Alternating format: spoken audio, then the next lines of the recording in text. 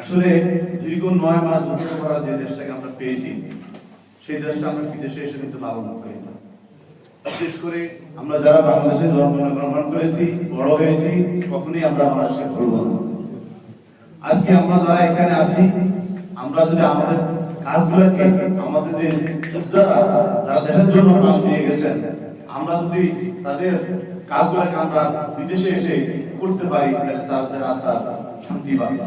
আজকে পর্তুগালে আমরা খুব খারাপ অবস্থায় আছি। যে দেশ, যে মানচিত্রকে নিয়ে আমরা বড়াই করি, যে মানচিত্রকে নিয়ে আমরা গর্ব করি, সেই মানচিত্র, সেই দেশকে নিয়ে আজকে পর্তুগালের রাজনীতিতে ঠাট্টা হাসির পাত্র হয়ে দাঁড়াচ্ছে।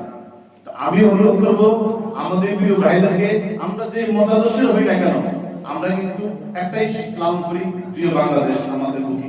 সুতরাং আমরা বাংলাদেশের বিরুদ্ধে বা বাংলাদেশের দুর্নাময় এমন কোন কাজ আমরা করব না।